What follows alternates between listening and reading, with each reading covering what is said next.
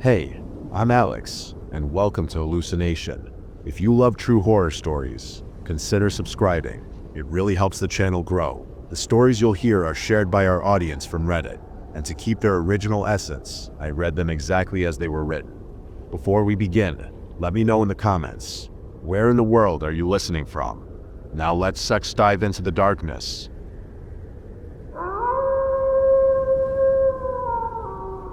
I should Steph turned back an hour ago. The road's gone now. Just a whisper under the snow. My wipers gave up 10 minutes back. Frozen stiff and smearing white instead of clearing it. Headlights press against the flurry like fists in cotton, doing nothing. But I'm not even sure what lane I stem on. Somewhere between Abergavenny and Brecon, on one of those B roads that snakes between empty farmland and forest. It's been snowing since late afternoon. At first it was soft, flakes that vanished when they hit the windscreen. Now it's thick, wind-driven snow that sticks, that sinks, that swallows. I pull over because I can't see anymore, because the steering wheel's vibrating from ice, because if I go even 10 feet farther, I might not come back. I kill the engine. The world doesn't go quiet, it goes muffled. It's only when the heater dies that I realize how deep the cold is. The silence inside the car is weird, artificial. The kind that makes you hyper-aware of yourself. The way your jeans crinkle when you shift. The tick of the dashboard settling. Your own breath fogging the air. I check my phone. 7% battery. No signal. Figures. I'm not scared yet, just annoyed. I pull the blanket from the back seat, wrap it over my legs, crack open the thermos. Lukewarm coffee. It tastes like burnt pennies. Somewhere in the trees to my left, a branch snaps. I freeze. Just weaned. Has to be. I tell myself that a few times. Then I hear something else. A low dragging noise, soft but deliberate. Snow being disturbed. I sit up, peer through the fogged windscreen. Nothing but white. 10 minutes pass, maybe 20. I try to ration the heat in my body. Gloves stay on. I pull my arms inside my coat and cross them over my chest. The cold isn't sharp, it's creeping, a living thing finding seams, working its way into joints, ears, ankles. I distract myself. Think about dinner plans, the job I need to call back about. Then I hear it again. Crunch, pause, crunch. Too slow for deer, too heavy for fox. With steps pacing, circling. My hand slides toward the driver's side window, wipes the condensation. There. A shape. Tall. Not moving.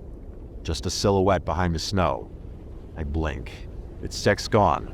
Right, I mutter. Right, okay. I start the car. The engine stutters, groans, dies. I try again. Nothing but a click. The battery sits frozen or flooded. I swear softly, fogging the inside of the windscreen even more. Behind me, in the mirrors, nothing. I shift in my seat, try the heater again. Nothing. Now the silence is watching. Half an hour later, my toes are numb. The shape has instead come back, but something taps the rear window. Once, soft, like a knuckle testing glass. I turn around fast enough to make my neck cramp. Nothing. But now I'm sweating under the blanket. Something sets out there, and it set's not going away. I think about getting out, digging out, walking, but where? Even if I knew which direction the road went, I couldn't see 5 feet. And if something is circling me, walking into the white would be like handing it a knife. No, I stay. I breathe through my nose. Try not to fog up the windows too much. There's steps a knock. Driver's side. 3 taps. Rhythmic. Like a question. I flinch so hard the thermos spills on my leg.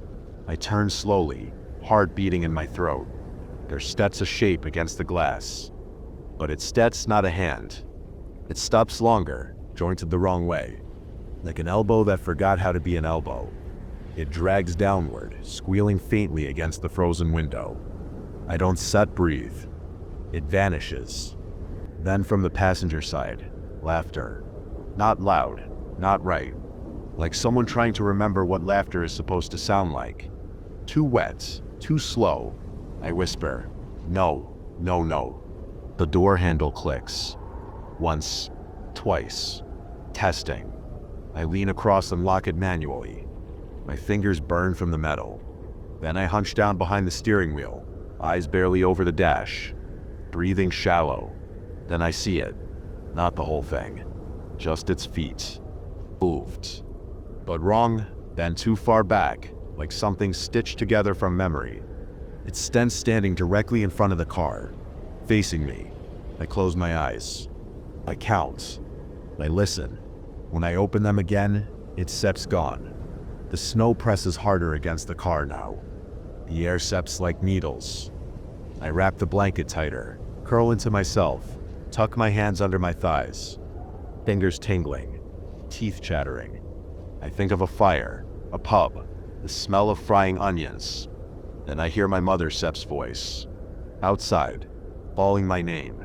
Sweetheart, soft, sweet. Wrong. Sep's been dead for 3 years. I shake. Not from the cold this time. From the sound of her feet crunching toward the window. My mother Sep's voice again.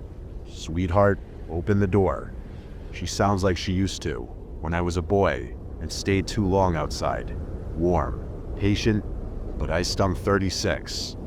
And she sits buried in Bexhill. The snow hushes everything but her voice. It weaves in through the glass and stitches itself around my ribs. Sweetheart, please. It steps cold. I clamp my hands over my ears. I whisper to myself. I repeat facts. This is not real. I am in a car. I step suffering, mild hypothermia. Auditory hallucinations are common. Then tap tap on the passenger side glass. I dare look. There steps something standing there. Not her. Tall, covered in matted wet fur that sticks to a torso too long, arms that hang low. Its head tilts like a crow listening for something in the soil. I see only the corner of its jaw, too wide loose skin dragging over the bone. And then it smiles. Or tries to. The cheeks pull upward, splitting at the corners like paper. Behind the skin teeth, not rows, layers. I scream without sound. My breath fogs the glass. The thing leans in and whispers in a voice not made for breath. Let me in, sweetheart. I wake up with a jolt. Daylight, pale, sickly, stretched thin over the horizon.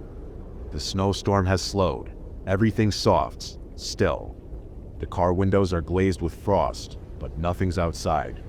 No tracks, no marks, no sign of anything. My joints scream. My mouth tastes like blood. I must have bit my tongue in my sleep. Sleep. God. I slept. With that out there, I unlock the door slowly. Step out into the cold. The snow is almost waist deep, but soft now. Powder. I wait around the car. Nothing. But then there, a single hoof print behind the vehicle, pressed deep, almost burned in, like the snow melted around it before refreezing. I stare at it for a long time. I don't breathe. I make it to the nearest town just past midday. I walk. 2.5 miles, I think. I don't remember most of it, just flashes. Tree trunks like columns, light spinning through branches. A man at a petrol station stares as I stumble inside. He gives me tea, calls someone. When the police come, I tell them I got stuck, slept in the car, frostbite in my fingertips. I do not mention the voice, or the smile, or the way it knew my name. They found the car later. They tell me there were scratch marks on all 4 doors.